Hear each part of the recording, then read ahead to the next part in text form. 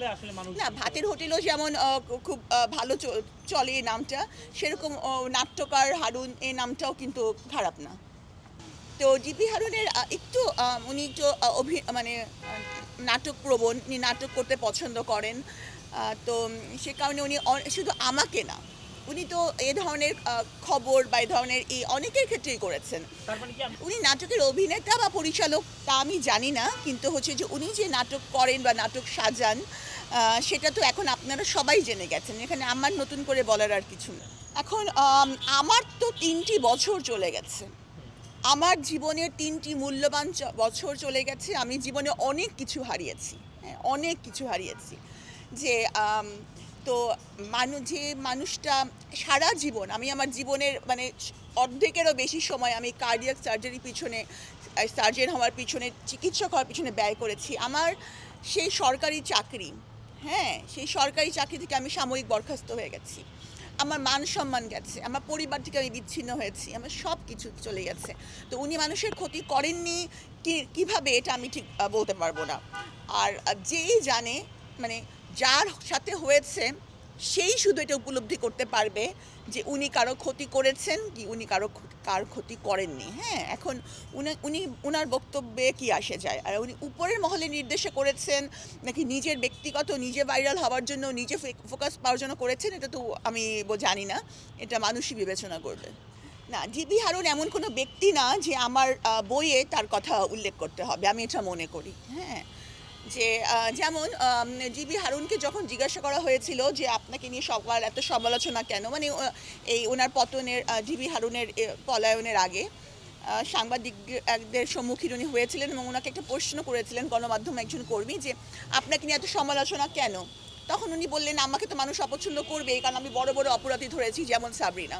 তো মনে হচ্ছিল যে আমি কোথাও বিশাল অপরাধী, আমি পালিয়ে যাচ্ছিলাম, উনি আমাকে একদম খুব করে তামিল সিনেমার নায়কের মতো ধরে এনেছেন, এরকম মানে এরকম একটা উনার ভাব। তো উনি আমার নাম উল্লেখও করেছেন। তো যাই হোক, কিন্তু আমি মনে করি না যে উনার নাম আমি আমার বইয়ে উল্লেখ করব এমন কোনো ব্যক্তি উনি।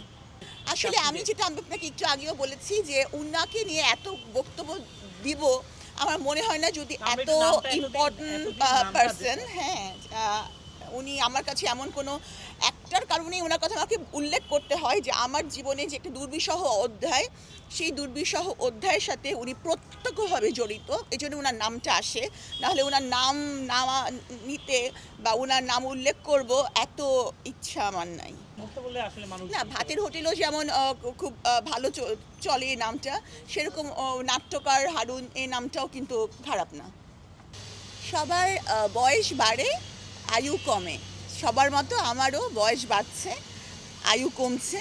কিন্তু হচ্ছে যে আমি সবসময় যতটুকু আয়ু আছে পুরোটা সময়কে কাজে লাগানোর চেষ্টা করি।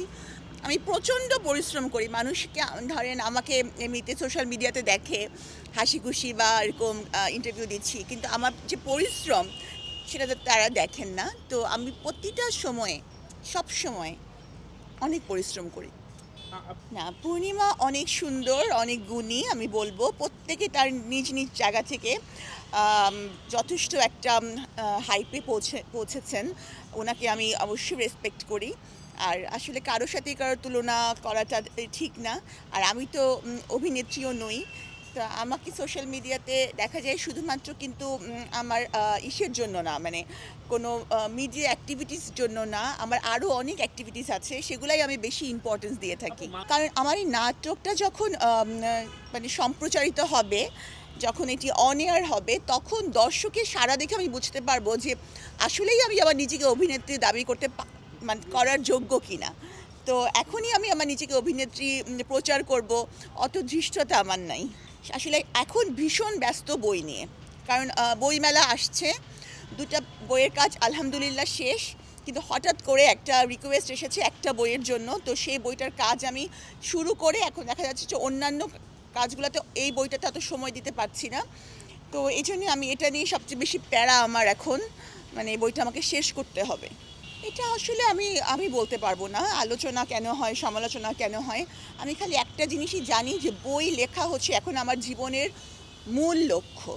আমার বইয়ের মাধ্যমে মানুষের কাছে আমার যে বক্তব্য, হ্যাঁ, এটা পৌঁছে দেওয়াই এখন আমার লেখার মাধ্যমে আমার সবচেয়ে মেইন ফোকাস।